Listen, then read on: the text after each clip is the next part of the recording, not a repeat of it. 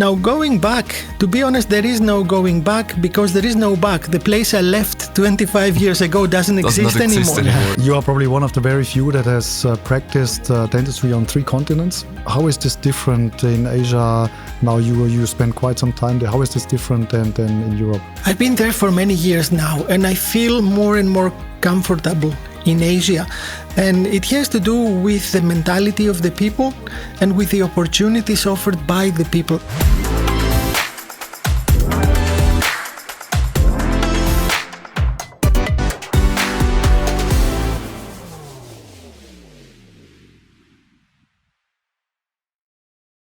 Welcome to ProTalk. Welcome to the Path of Dentistry. Welcome to this episode where George and myself are very pleased to welcome Professor Nikos Mattheos today.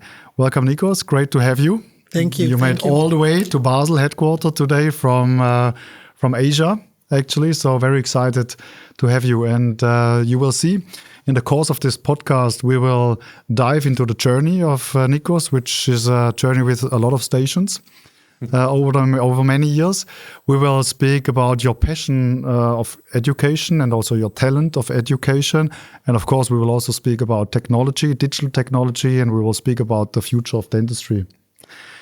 Nikos, reading about you, I have to say that was very exciting. You had many stations in many countries. And I learned on your website, you summarize yourself as a periodontist, a researcher, an academic and a digital entrepreneur. Is this a good summary of you? Who are you in 1 minute? Thank you. I think this is indeed a good summary. It's 4 words, at least when it comes to my professional side. I think they're still defining me. And it's 4 words, it's 4 passions. And to be honest, I think the oldest of the 4, maybe some people might not realize, it's actually computers and digital technology. Something that is not very much known is that my very first publication in Science was actually about a hack that we had developed to help people view clinical videos of big length over very low bandwidth connections back then. Oh, really? In a time, yes, exactly. Like so that very early YouTube. Exactly, a very early version. Back in the time when with 34 kilobytes you could play games for weeks. Today, 34 kilobytes is not even my name on a Word document. So back then was, and my first postgraduate degree was actually in health informatics. So this passion of mine has preceded any else, and it has escorted me. And I think throughout my career, both as clinician or teacher or academic or researcher, it has always been around and it has always synergized with anything I did. And I think it's really a great investment. So you also built your first own interactive website at the very early stage. I saw that was probably also an interesting project of yours. So the digital thread goes through your entire, I would say, career, right? Yeah, absolutely. We were earlier than Facebook, but we took a wrong direction. In the wrong direction, okay. But you have to try things, right? I think you decided for a more exciting field, which is dentistry. And I mentioned already you had many stations in your journey. So you learned about dentistry in Athens, at the University of Athens. You've been in Malmö. You spent time in the Griffith University in Australia. You spent time in Bern, also very important. Then you spent time in Hong Kong and the Chula University in Bangkok. So these are many stations. How did these stations shape the Nikos that we meet today in Basel? Yes, it's true. It has been a journey, and I have not really consciously made this choice. I just followed opportunities. I followed my instinct, my impulses, shall I say, and then it all brought me where I'm here. So I think it was a blessing. It was a great blessing because it exposed me to so different environments, different cultures. And I think you learn a lot by trying and by thriving in different institutions with different cultures, which seemingly have different operations and different rules. And then in the beginning, it all looks different, looks chaotic. But after you spend some time, you realize, no, there is a big structure under the seemingly chaotic scene. And when you realize the structure, you decode the structure. You become a richer person, able to cope better, able to understand better, and able to bring people together easier. And I think today, as we have also discussed before, we're moving to a more fragmented world and keeps tearing people farther apart. So I think it's more important than ever to have these experiences that bring us together. And I would strongly encourage everyone in academia to take a leap of faith and keep walking and move out of your comfort zone. Try a different place. Try to test your survival skills to start with somewhere else. And eventually you will become a better person and stronger person. And I think this is important, yes. Yeah, that's very interesting. I mean, that's a very broad learning journey that you embarked on. And you are still very connected to many of these places. And I imagine you learned from a lot of great people. So who have been the people that influenced you most, and what did you learn from those? Yeah, I have been blessed with all these places, and I think I still feel home in all these places. And I still have people in each place that I call family. So I try to keep my connection very vivid, physically, if possible, digitally, if not possible, physically. And there has been people in all these stops that really influenced me. It's a long list of people I should thank for all this. But if I was to single out just two, I would single out my major mentors, Rolf Atström in Malmö in Sweden and Klaus Lang in Bern. Interestingly, these two people, they were very good friends. They have been extremely liking, respecting each other, working together in some parts, but they were very, very different personalities and very different focus as well.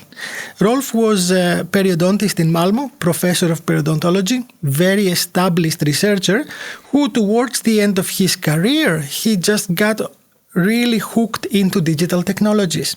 So he committed a lot of time to develop a digital curriculum of periodontology with instructional videos, with content, and make it available freely online, which we used in order to develop the first virtual classroom. And that became the core of my PhD project, actually. And then I moved to Switzerland, where I came in contact with Klaus and his department. And that was really a very, very deep influence in my clinical trajectory. Klaus had developed a department at that time which was unique.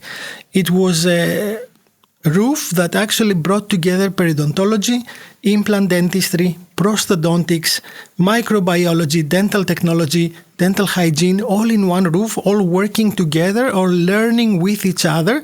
And it allowed you to navigate your own path into all these disciplines. So for me, it was exploding in my mind, the whole experience.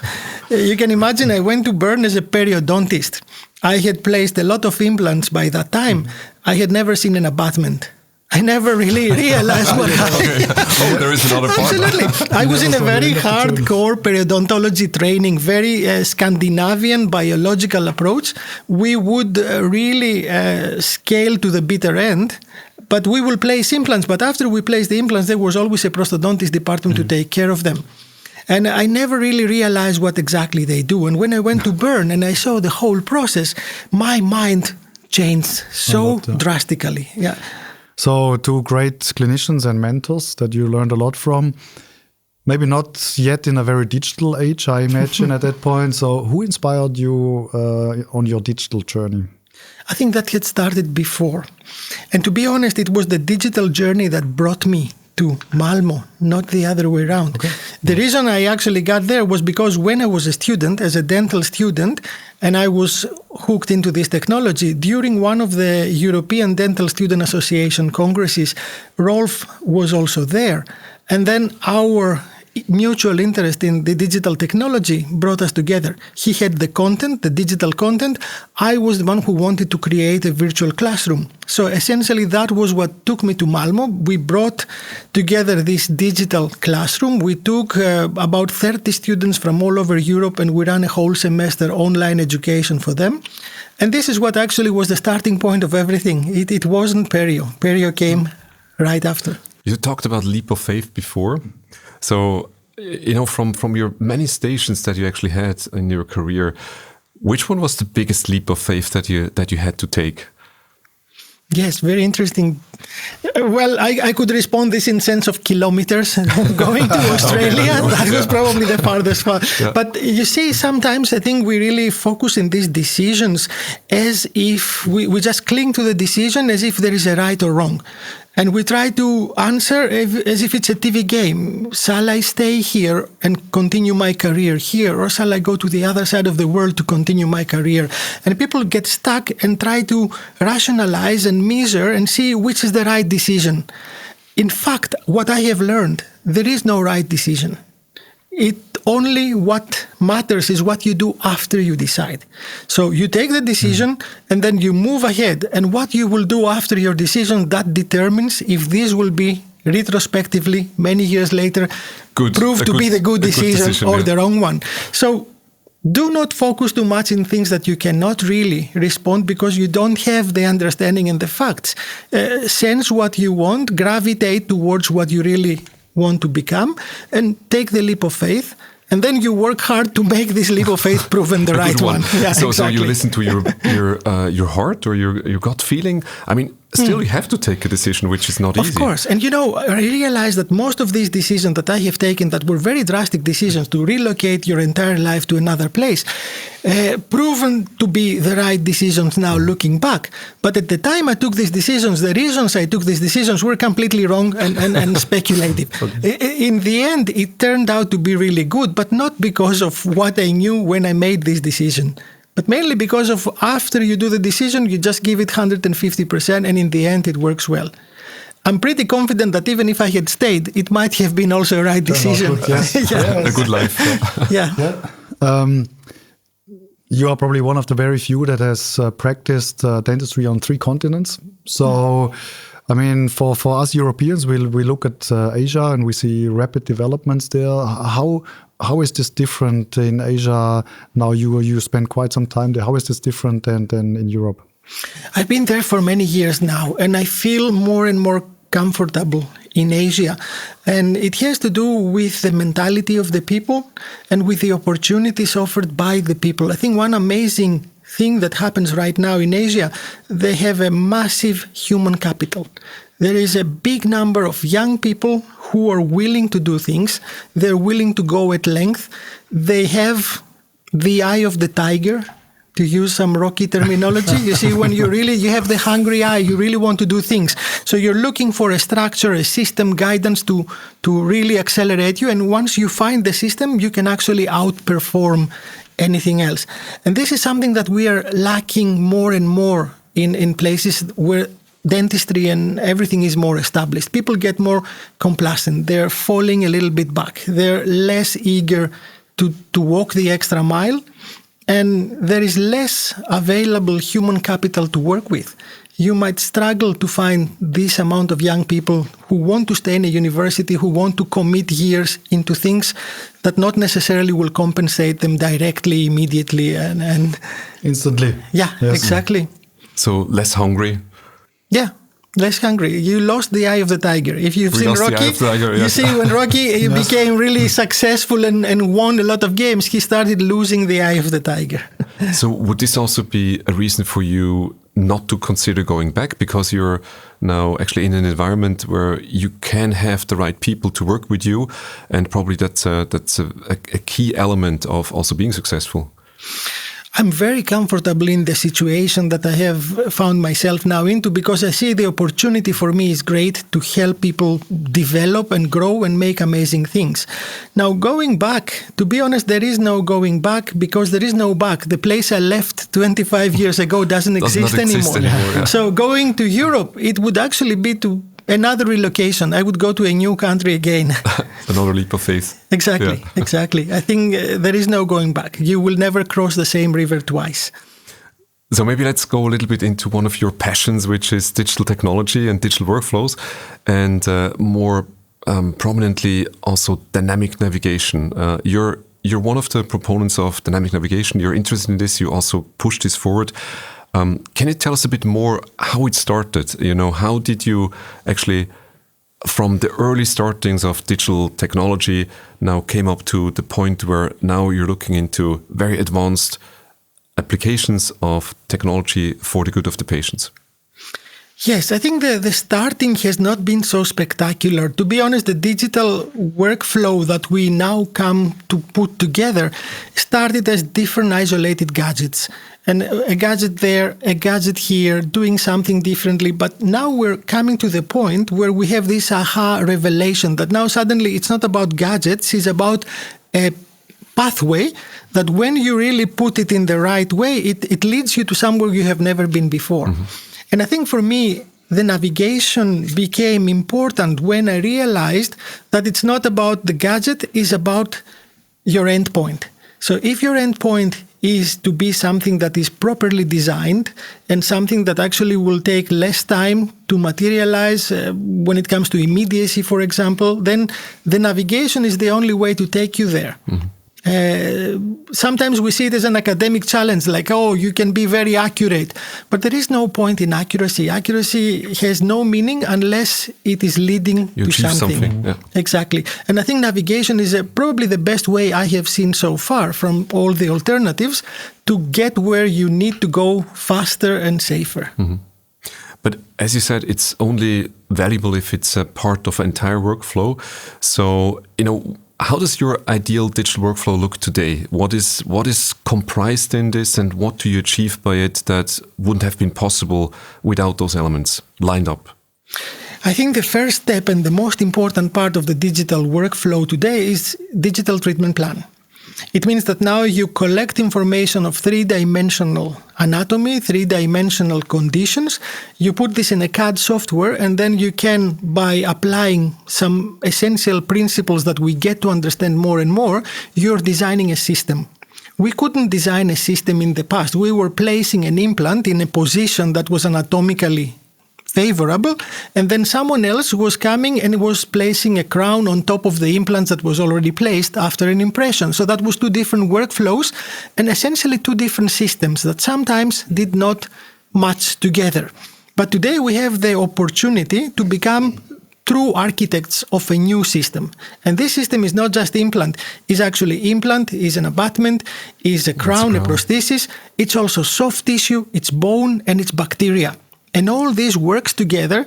And if you build the house so that all these tenants will live in harmony, you will have a successful building. If you build it in ways that you predispose troubles, you will end up with problems in the long term. So I believe digital treatment plan is the first and foremost essential component of everything else. So for this, you also need good data. You need to create the patient avatar, so to say, right? And with this, there is also a lot of technological advancements when it comes to generative AI. So what have been some of the more exciting things that you saw in the last, 2 years when it comes to those AI advancements in dental? I think AI is an essential and very promising component. Now, what a little bit has held me back is that so far AI means usually machine learning that has been developed retrospectively by looking back into thousands of cases. And now this is now the limitation. I do not want my treatment plan to be defined by 10,000 retrospective cases, some of which might be up to scratch, some of which might be really substandard. So I think that especially when we realize how important is the treatment plan and the digital design, then it becomes apparent that we need to use all this knowledge, use this evidence in order to design something properly. So I think AI has to fulfill two different functions. The first of all, of course, you have to create the generative prediction of how a crown, how an implant, how an abutment will look like. But the second is to make sure that what you predict, what you propose, is actually based on the evidence that we have by now achieved to secure. So I believe that the AI and the automations that will make a big difference will be the ones that will use the machine learning together with the rules-based CAD design and match it and produce something that really makes sense from an evidence-based point of view as well. So you believe strongly in curated databases that actually, what is fed to the AI is also pre-selected so that it learns from the good cases? Or that would be one way to do it, difficult way to do it. The other way to do it is you just blend conventional programming, rules-based programming, where you teach or you set the boundaries of the CAD, and then you use the machine learning to populate these boundaries. But essentially, you put the margins and the framework where the design will take place. Maybe another topic that is out there, but more in the future, robotics in dental. What's your take on this? Is this something that could become mainstream, or will it stay a gadget for a long time? Personally, I think it will definitely become mainstream. But we are at the very, very early stage of this direction. Right now, there is a lot of different ideas being put to practice, going through the proof of principle, going beyond the proof of principle. But of course, when you have so many ideas, it doesn't mean that all of them will materialize to a mainstream commercial and feasible clinically application. And this is, I think, now the critical period when you test organically different prototypes, you see which one is moving more efficiently, and then you wait for the breakthrough, which might come from a different direction. You see, right now, there is always something missing. It's too big. It's too expensive. It's too costly. Exactly. It's too bulky. So this is what keeps it from getting in. But then someone will come, and might be someone not in the robotics of implant dentistry, but in another field, will make a breakthrough, which will actually lead to suddenly take one barrier away, make it cheaper, make it smaller. And then suddenly you can see things happening. It's a typical pattern if you look into technology. For example, ChatGPT. Everyone thinks that was a breakthrough. Not really. The theoretical foundation of this kind of language model existed for many years. For a long time. Exactly. We used to work with semantic networks in 2000 when I was there, trying to make mathematical relations of words. But we lacked the computational power. And without a computer so powerful and without access through the web to amazing loads of information, even if the theoretical model was there, it would never it would have not become what it is exactly. today. Yeah. So someone made the internet and made open access to all this information, and someone else made some powerful chips for games, created, by the way. Exactly. Computer gaming is really always underestimated power of evolution. Yeah. And then suddenly it clicks, and here comes ChatGPT out of the blue. Yeah. It wasn't out of the blue. I mean, you guys speak about a lot of disrupting technologies, and let's carry this a step forward. I mean, there's quantum computing, just around the corner. And you spoke about computing power. What is your vision of implant dentistry in 10 years from now? I would expect implant dentistry to become much more streamlined as a workflow. We will have by then an evolutionary power that will eliminate many of the distractions today and probably reinforce very specific directions. So I think we will have a much more streamlined workflow. We will have much more automation. So there will be a lot of automations, algorithmic, AI-powered, which will take care of much of the hassle that we have today. Treatment planning is a great thing, but CAD design is not something that dentists like. So we would all discuss the treatment planning on the patients, but nobody would be willing to go to a CAD and design an abutment for the patient. But I think this will be soon taken over by AI, which will give you a proposal of the optimal design that you will have with your knowledge then to accept or reject, and then move on to what matters. Prepare for the surgery, prepare your patient for the procedure, and use your time where you really want it to be. Not on the screen, but on the patient. And maybe coming back to 2025, now, of course, there are technologies like robotics, AI, that will change everything or a lot, or will offer a lot of incremental possibilities. What are the topics that, you would recommend everybody to make use of already this year in digital dentistry? Yes, difficult to... Usually I see there is a mistake people do when they're trying to get into digital dentistry. They focus too much on the devices. They focus on the gadgets. They look at the different software, the different gadgets, and they start thinking, what can this scanner do for me? Well, this scanner can do very little for you if you don't have a new mindset and a new workflow. So if you take the new scanner and you use it in the same old workflow that you had before, it will give you very little. I see this, it's not about changing technology, it's about changing the paradigm. An example of how this can be confused, I have some bureaucratic obligations from time to time to fill in some forms. Lately, I got this information from the government agency. Oh, we have a new way now. You don't have to fill in this form here. You can do it online. I say, whoa, great, give me the link. Then I go to the link, I fill in the form online. Yeah, it was the same form, of course. I fill it online, but then I couldn't find the submit button. I look up, I look down. I'm like, what do you do with this? So I had to call them. I cannot submit it. Something is missing. It's like, oh, don't worry, just print it out and bring it over with your signature. So you see, there is a change of technology. Now you fill it online, but the paradigm is the same. You just print it outside. So I think people should, don't focus on the gadget, don't focus on the device, focus on your patient. Look at your patient and see what is your patient that values, that he needs, that he wants. And then look at your workflow. What is it that you can do better, more? And what is you can offer to your patient to serve him in a better way. And then backwards, you can find the tools that you need to serve him in a better way. So I think when we look to comprehensive care today, there is many, many ways that we can offer better service, and then the tools will come after you decide your destination. Do you want to be faster? Do you want to be minimally invasive? Do you want to make less chair sessions? And then you will see how these tools will help you to get there. You're a very visionary person. So, what is the dream that we should collectively dream about implantology? What's the future, and how should it look like according to Nikos? I think that we really have a lot of things still to achieve with implantology. Of course, becoming minimal invasive, striving to become minimal invasive is an option. For me, the most important thing is to be more inclusive, to make implants available for more people. I think this is an amazing treatment which can increase the quality of life of people to a very high extent. But it's still limited to a small part of the population that needs it.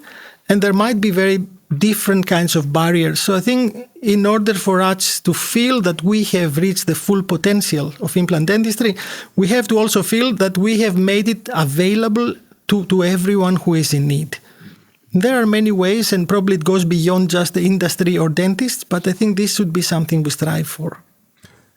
Perfect segue to education as well. To education, I think it's you made a very strong point. I mean, according to data that we see, patients that would actually be good implant patients that are missing teeth, we know that only 6 to 8% of those receive an implant finally, and many others, they are not receiving an implant. They live with a gap, or they receive a 3-unit bridge. So I think that would be an interesting conversation to have a separate podcast on, how can we help, yes. to lower the barriers. Yeah, how can we help to bring this great therapy to more patients?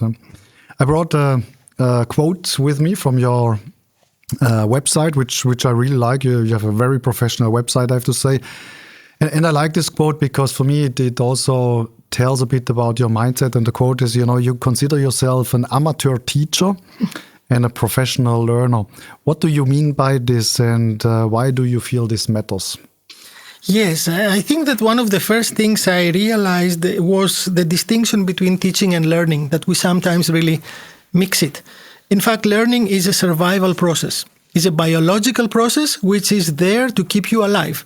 Everyone is learning from birth to death. And if you're a good learner, you make it far. If you don't learn easy, you might really leave this world early. So I think learning is a survival process. We're wired to learn. And if you have a brain, you're ready to learn. And people who make it to the dental school, they're usually very good learners. They can learn very well. Now, people who teach at the dental school are not always good teachers. And that is also because teaching has never been the focus of the academic advancement. You do not become an academic based on your teaching credentials. Or lately it has started, of course, to become more. But in my time, all my academic teachers never received the training for teaching. They became there on the merit of their expertise. Mm-hmm. So I think there is a big difference between learning and teaching. And learning is something that you will do. teaching is what everyone else will do to help you learn. And good teaching supports learning. Bad teaching sometimes might be people learn even despite of it. So I do believe that we have to make sure that learning is appreciated, but also teaching is receiving the attention and the support it needs to grow. Yeah, learning is a mindset, and it's also a decision, and it's lifelong. And I think it's something that makes you develop very fast. I still think you are very modest on the teaching side. I saw you lecturing, and I have to say you are a very talented lecturer and teacher. But you seem to be a very modest person. I looked at your online educational activities, and it really impressed me that the reach that you get on your own website, but on other platforms as well, is amazing. And you seem to be very active there. How do you manage to get this reach? And why did you embark on this journey? I think it has been also a very personal benefit out of it, to be honest. My website has been there from the very beginning. It is like my ideas test lab. It's a place where I can write things the way I want to write, not the way I have to in order to get it published. And then you can actually push the ideas out in a way that might sound crazy, but then you really get a lot of feedback. You get people to come and respond, send me an email, send me a message.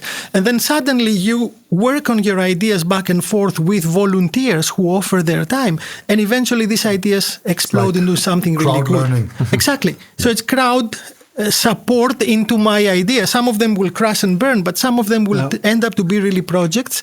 So I do value the feedback, and many of our collaborations have actually evolved with people who approached me through this website because they were thinking the same or they had gone farther than I was. Yeah, many examples. And of course, teaching online is also another very important parameter that you have to spend a lot of time to understand. We developed, the first course I developed, it was 25 years ago. And then I realized that people communicate, and every time you communicate, there is what they call a price for that. You pay a price for any message you send. And any medium you use has a different price.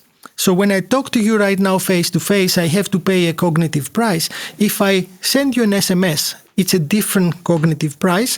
And if I write you a letter, it might be a different price as well. And this price changes also your message and your filtering and your prioritizing. And then we realize that people sitting around a table will talk differently and communicate different things than the same people sitting in front of a computer and chatting. And all this, I wouldn't say better or worse, different. So you can really see where is the strength of its medium and use it in online environments. We created a MOOC that actually had up to now more than 60,000 people completing it, for example. Yes, 300,000 people have enrolled. Now, this gives you an amazing insight on how people navigate these environments. We could study the click stream. So I could study the number of clicks, the sequence of clicks, and the timing throughout their time. And then thousands of people, it gives you massive amount of data. When you filter this, you really see the persons emerging from the data. You see the faces almost. You see the pattern. You group them. You say, oh, there is this group, this behavior. And that helps you understand how to engineer your environment so that each of them will find what they want. So you constantly use that data also to improve your messaging, your type of I would say messages that you get across different channels.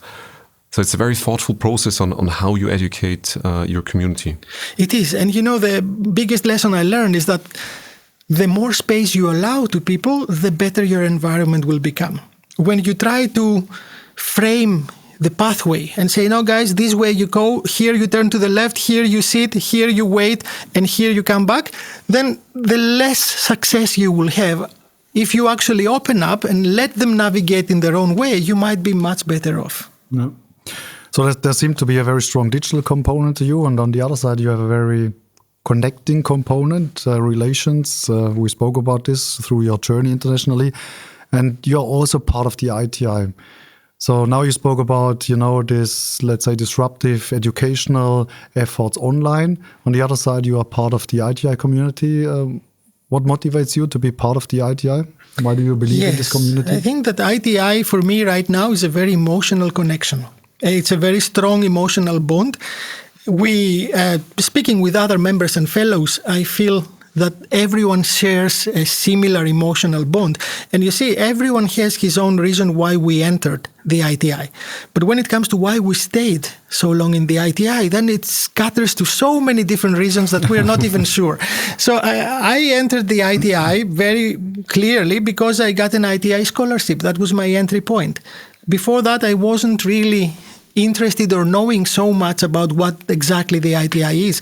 But then through the scholarship, I realized it was something worth pursuing. I started as a taker. I took a massive life-changing gift from ITI with this 1 year of scholarship. And I stayed not because out of debt that I had to pay back, but because I realized that that was an amazing environment and a great opportunity to work together with people that I admired. And now they were reachable face-to-face, sitting together on the table through ITI. So I think after that, you develop an emotional connection that makes this team work. And you're super active in the ITI. You're just not any ITI fellow. You are now a member of the board of directors of the ITI globally. So congratulations. And you're also running the Global Education Committee. And with this, there comes also the responsibility to shape the ITI World Symposium in 2027, which will happen in Milano. What can we expect from the ITI World Symposium 2027? Yeah, this is what scares me, huh?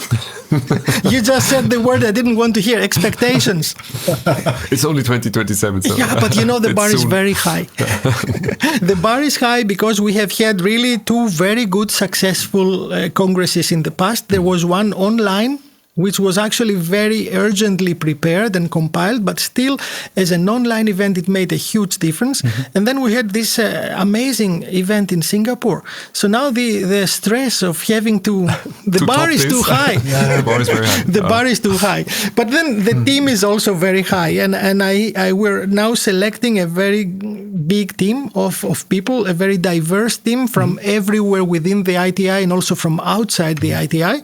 We want to bring young blood. We want to bring established people with expertise. We want to bring the breadth. And we want to make something that will be really different, disruptive, and will push the bar even higher for the next one. But this is where we are, and we definitely will include a lot of the topics that we discussed today into the World Symposium. I think you're the perfect person to actually think about the disruptive next generation ITI event. I have no doubt. I mean, based on your dreamer capabilities, this will be an amazing event. Thank you. Maybe to close this section, how do you see the future of education in implant dentistry?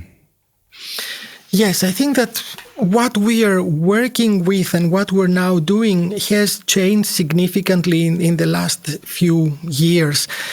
We're moving from a model of a teacher who was the content expert and the one who knew things and that we have to stick around to learn from him. And we're moving to the teacher who is the engineer of a learning environment, who really has different tools and different experiences and is just designing an experience that people will go in, will stay, will spend time, will interact, and then will go out later having learned. Mm-hmm. We see learning as a transformation. Not something that happens when you come to a lecture and you listen at me and then you have learned and you go away, but rather something that starts and then continues with many different stops, many different interactions. So we are now the ones who have to engineer this environment, that people will come, will stay, will spend time, go back, sleep, wake up, come back again, and eventually at the end of this process, they will have transformed into more competent. That's a great picture. Now, Nikos, we also would like to give you the chance to ask us the question. Yes. What would you like to know from either Andreas or myself? One question only. Well, yeah. I mean, as you're representing Straumann, I have many different questions in the long process of having worked with Straumann. What actually right now is a genuine puzzle that I have. I mean, when I met Straumann for the first time 25 years ago, it was an implant company. And it stayed an implant company for many years. But now we're moving away from the product. We're coming into the workflow. And now the workflow, it takes much more than just implants to materialize. And I see that Straumann is eager to take up the challenge and try to stretch and expand and explore new areas and become a workflow rather than just an implant. And this is what really I want to know more. How do you see yourself in the next 5 years? Do you see yourself becoming a platform in the way that, let's say, Apple has developed a platform that many other designers, developers, producers will come to build their own little shop on top of you? Or you see a company that is having its own product line and trying to really cover every aspect of the workflow by themselves? That's a great question. I give it a go. And then, George, I ask you to add to this. So first and foremost, I'm also 21 years with the company, and we've been an implant company then, and I can tell you we are still an implant company in our heart, and this is still what drives us. Now, however, we believe, there is more than just delivering great implant componentry, well-researched, innovative to the clinicians. This is still important, and we put a lot of focus on delivering this. But we believe, we need to help clinicians and ultimately patients also to create a greater experience when they experience implant treatments, which also means, less invasive treatments, shorter treatments, less time that we need to invest for creating a great outcome to the patient, more reliable, more consistent treatments. I think there's much more than just the implant componentry. And what we realized is that delivering great workflows is really a mindset shift. And we are just going through this, I can tell you, as we speak. And technologically speaking, creating this platform and ecosystem that we are just launched, which is Straumann Access, is a necessary piece and fundament to deliver this. If we would not have this architecture and this ecosystem, we could not facilitate, smooth workflows from data capturing, which starts with cone beam CTs, then intraoral scanners, but then also maybe AI-driven planning processes, up to having a design that ultimately you put out to a printer that they can print something. We need to facilitate this, because otherwise it's what you said before, it's a gadget here and a gadget there, and someone needs to connect them, and this is super cumbersome, and we need to get rid of this. And to get rid of this, we need to have this platform. And we created this platform, but we created this platform with an open mindset, which is super important. Just one example, we announced also at the IDS that we have a collaboration with CareStream. So whoever has a CareStream cone beam CT, these data will be seamlessly integrated into the patient file based on Straumann Access. You don't need to upload and download this. And on the output side, we have a collaboration, as an example, with SprintRay that we announced. And also there, we will be an open system. And also in between, when we take AI and you need an AI to design maybe a guide or a crown or a provisional, then it doesn't need to be our AI. It needs to be a really good AI that helps you and the patient. And we try to be open there, because I think we are very mindful what we are really good at, and where maybe other people bring in skills that that can help you treat your patients even better.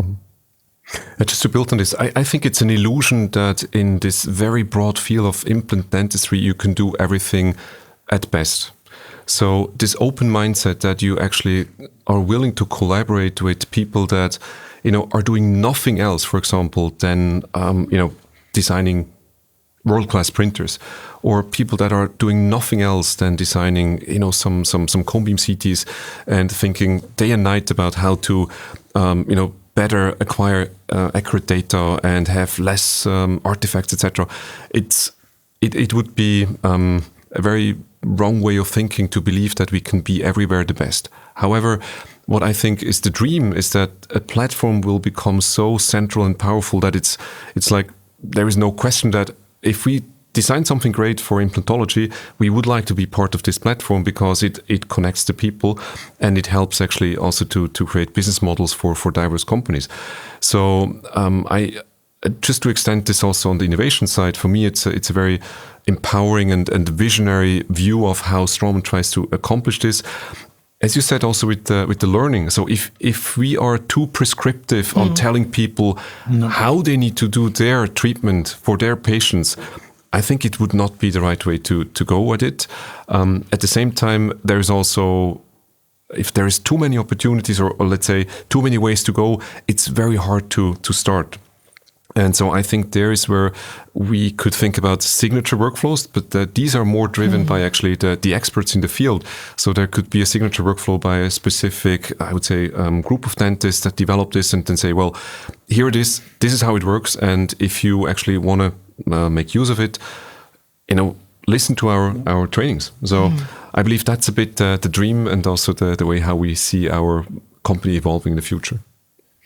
That was a great question, Nikos, and time passed very fast. So thanks a lot for the conversation. George, what stood out for you in the last 45 minutes? Very clearly, Nikos, your passion. So your passion is very courageous on one side, that you're trying so many new things, and contagious on the other side, that I think you're winning over people with your passion. And the other thing that I would like to say, and this also I learned today, is that the digital mindset is very deeply engraved in you, and now you pair it with the thought about, okay, how can I make use of technology for the patient's sake? And I think that's a great combination. Thank you. Thank you very much. You're welcome. I like your learner mindset. I have to say, I'm very impressed by your learner mindset and how you keep progressing and how curious you are. So thanks a lot for being with us today. This brings us to the end of this episode. Thanks for listening in to this series of ProTalk. Please interact with us, best done on our Instagram account. We are happy to have your feedback, and we're also happy to receive your questions, maybe for our next guest. Look out for our postings on Instagram. And with this brings us to the end. And a big thank you, Nikos, for coming. Thanks a lot, Nikos. For a great conversation. And thanks, George. Thanks for co-hosting.